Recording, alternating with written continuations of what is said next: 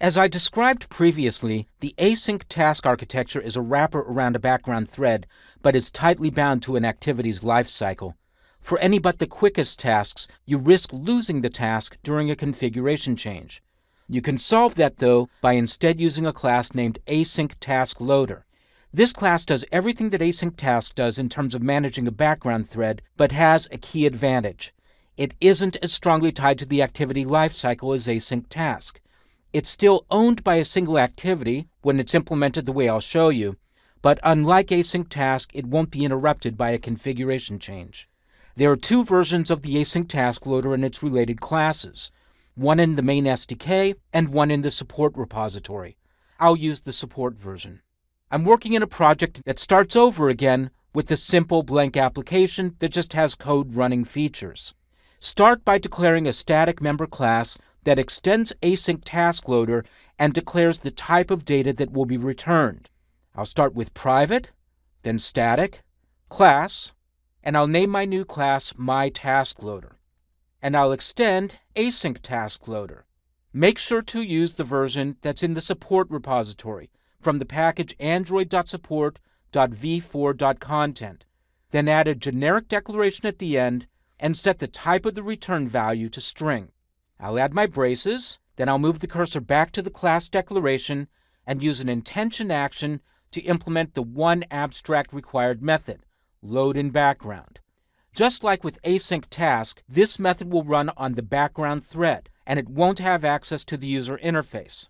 In addition to implementing that method, you also need a constructor. I'll move the cursor back to the class declaration again and use an intention action and create the required constructor method. When you start up the loader, that will trigger the loadInBackground method. Now to demonstrate this, I'm just going to add a bit of code that sleeps for a moment and then returns a string. The code will go into the loadInBackground method, and I'll start with thread.sleep, and I'll sleep for 1000 milliseconds or a second. I'll use an intention action to surround that with the try-catch block, and then I'll return a string, which will simply be a literal of from the loader.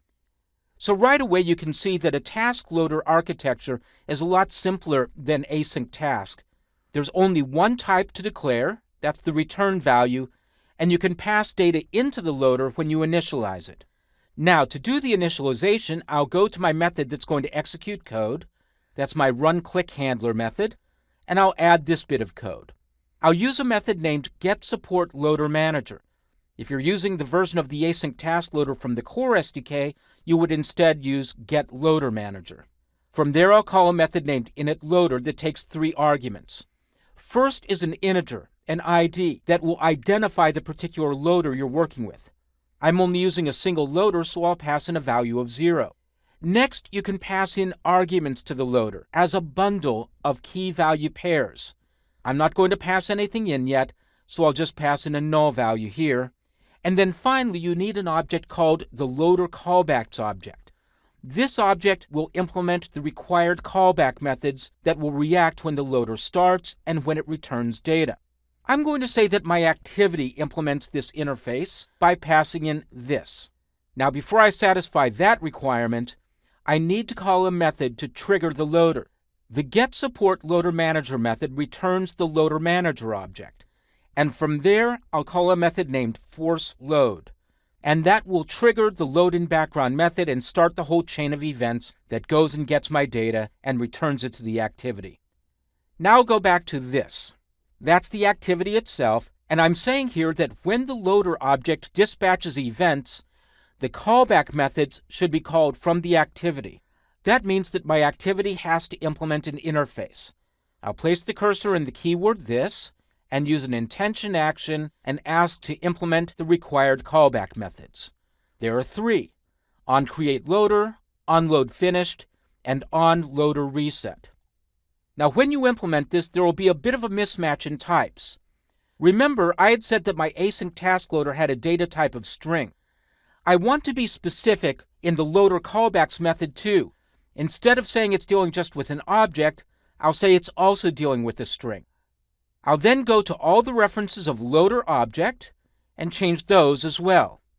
And that will get rid of all the other error indicators. And here's one more. and now all of the errors are gone. So now when I ask to initialize the loader, that will trigger a call to the onCreateLoader method. The job of that method is to create an instance of MyTaskLoader. So now, instead of saying return null, I'll say return new MyTaskLoader, and I'll pass in this as the context. And that's all I need to do right now. If I received arguments of some sort, I would need to come up with a way of passing that information to the loader, perhaps by creating a different version of its constructor method. Next, I need to handle what happens when data is returned from the loader, and I'll put that code into the onLoadFinished method. Remember, I'm getting back a string, so all I'm going to do here is update my output text view. I'll say output.append, and I'll pass in loader finished, and then returned, and I'll append to that the data string. I'll also add some output here in the onCreateLoader method with output.append creating loader. Be sure to add a line feed after each output string. And I won't do anything with the onLoaderReset method at this point. So now let's once again walk through the entire chain of events.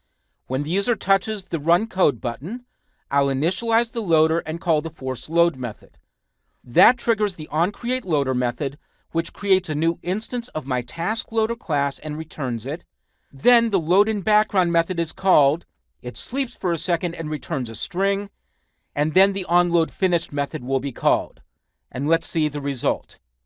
When I touch the Run Code button, I see the message creating loader, and then 1 second later I see the finished message, and I get back the data from the loader. If you need to make changes to the data before it's returned, you can either do that work in the loadInBackground method, or you can override another method called deliverResult. The job of this method is to return the data to you and then give you a chance to modify it any way you like. I'll demonstrate this by saying data plus equals and then comma delivered. So I'll be starting with this literal string from the loader. The data will be passed through the deliverResult method, and this string will be appended, and then it will be delivered by calling the superclasses version of the method.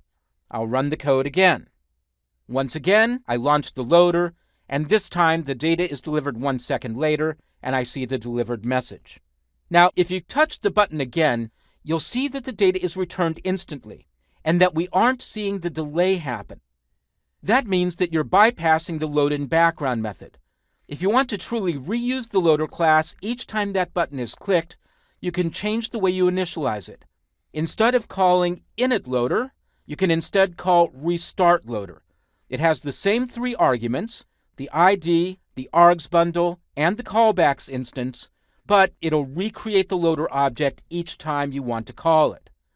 I'm going to stop the application completely, and then reload it by clicking on the Run button on the toolbar.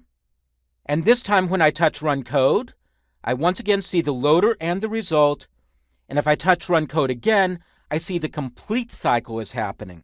So this is the recipe that you want to use a loader to make calls over the web. Again, the AsyncTaskLoader is doing basically the same thing as AsyncTask, but because it's using the loader architecture, if you're running a slightly longer task, you won't risk losing the task on configuration changes, such as when the device is changed from portrait to landscape or back again.